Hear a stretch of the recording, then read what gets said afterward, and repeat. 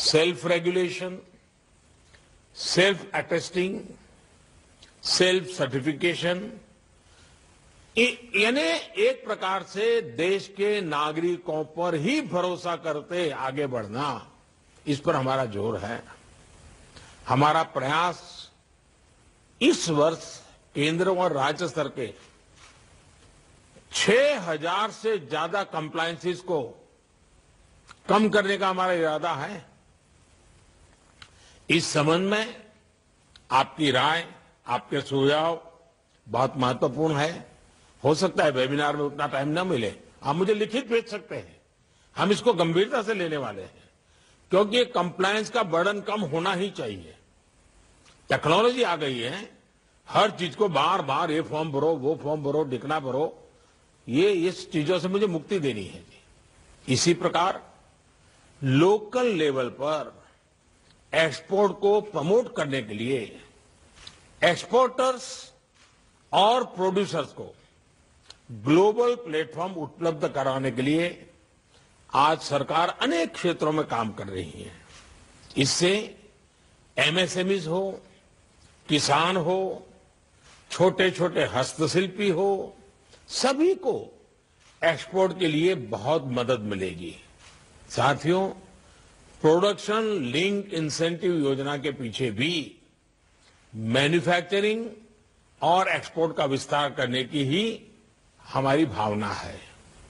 दुनिया भर की मैन्युफैक्चरिंग कंपनियां भारत को अपना बेस बनाएं और हमारी घरेलू इंडस्ट्री, हमारे एमएसएमईज की संख्या और सामर्थ्य का विस्तार हो, इस सोच के साथ हम इस वेबिनार में कॉन्क्रीट योजनाओं को अगर रूप दे सकते हैं तो जिस फिलॉसफी को लेकर के बजट आया है वो परिणामकारी सिद्ध होगा।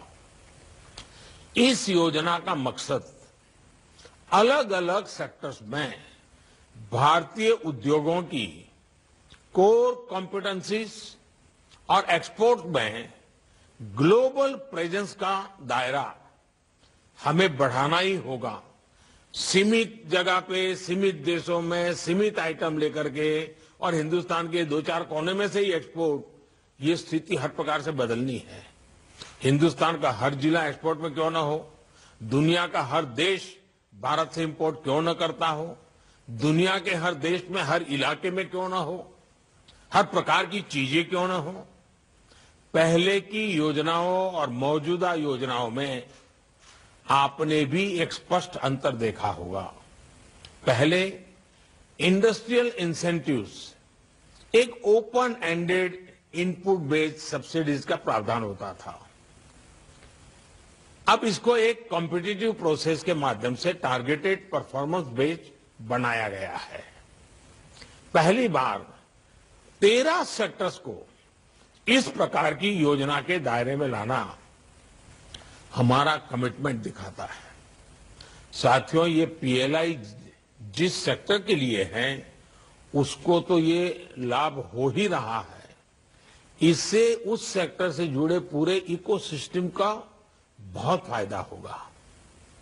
ऑटो और फार्मा में पीएलआई से ऑटो पार्ट्स, मेडिकल इक्विपमेंट्स और दवाओं के रॉ मटेरियल से जुड़ी विदेशी निर्भरता बहुत कम हो जाएगी। Advance cell batteries, solar PV modules और स्पेशलिटी स्टील, इसको मिलने वाली मदद से देश में एनर्जी सेक्टर आधुनिक होगा। हमारा अपना रॉ मटेरियल, हमारा अपना लेबर, हमारी अपनी स्किल, हमारा अपना टैलेंट, हम कितना बड़ा जंप लगा सकते हैं। इसी तरह टेक्सटाइल और फूड प्रोसेसिंग सेक्टर को मिलने वाली पीएलआई से हमारे पूरे एग्रीकल्चर सेक्टर को लाभ होगा। हमारे किसानों, पशुपालकों, मछुआरों यानी पूरी ग्रामीण अर्थव्यवस्था पर इसका सकारात्मक असर पड़ेगा, आय बढ़ाने में मदद मिलेगी। अभी आपने कल ही देखा है कि भारत के प्रस्ताव के बाद संयुक्त राष्ट्र ने, यूनाइटेड नेशंस ने वर्ष 2023 2023 को यानी 2 साल के बाद 2023 को इंटरनेशनल ईयर ऑफ मिलेट्स घोषित किया है। भारत के इस प्रस्ताव के समर्थन में 70 से ज्यादा देश आए थे और फिर यूएन जनरल असेंबली में ये प्रस्ताव सर्वसम्मति से स्वीकार किया गया। ये देश का गौरव बढ़ाने वाली बात है।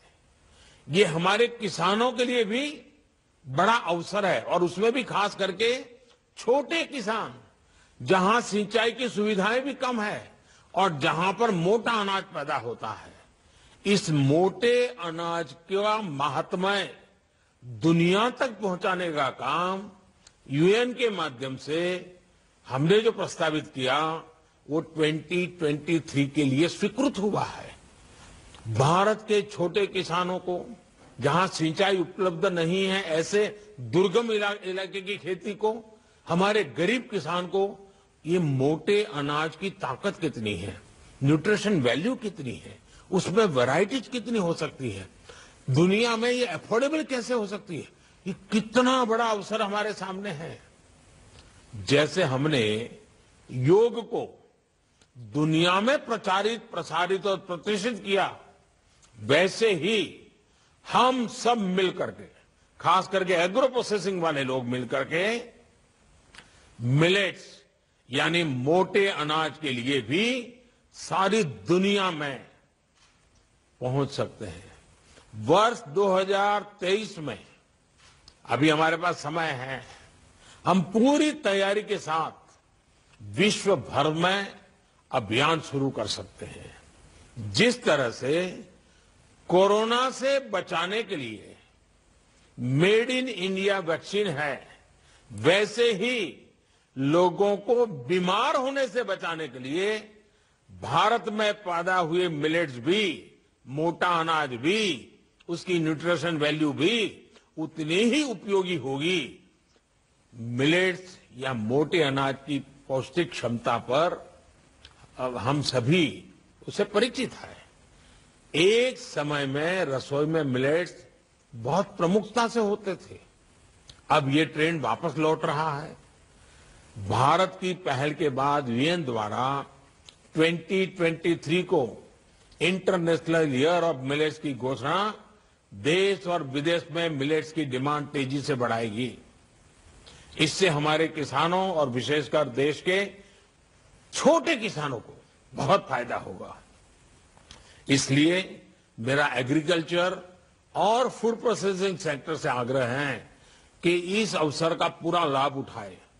मैं तो आज भी आपके वेबिनार से कोई सुझाव निकलते हैं तो एक छोटा टास्क फोर्स बनाया जाए जो जिसमें पब्लिक प्राइवेट पार्टनरशिप का मॉडल हो और हम इस मिलेट्स मिशन को कैसे आगे बढ़ा सकते हैं दुनिया में, इस पर हम सोच सकते हैं। ऐसी कौन सी वैरायटीज बन सकती हैं जो दुनिया के अलग अलग देशों के टेस्ट के अनुकूल भी हो और हेल्थ के लिए बहुत ताकतवर हो। साथियों, इस वर्ष के बजट में पीएलआई स्कीम से जुड़ी इन योजनाओं के लिए करीब 2 लाख करोड़ रुपए का प्रावधान किया गया है। प्रोडक्शन का औसतन 5% इंसेंटिव के रूप में दिया गया है, यानी सिर्फ पीएलआई स्कीम के द्वारा ही आने वाले 5 सालों में लगभग $520 बिलियन का 520 बिलियन डॉलर का प्रोडक्शन भारत में होने का अनुमान है। अनुमान ये भी है कि जिन सेक्टर्स के लिए पीएलआई योजना बनाई गई है उन सेक्टर में अभी जितनी वर्कफोर्स काम कर रही है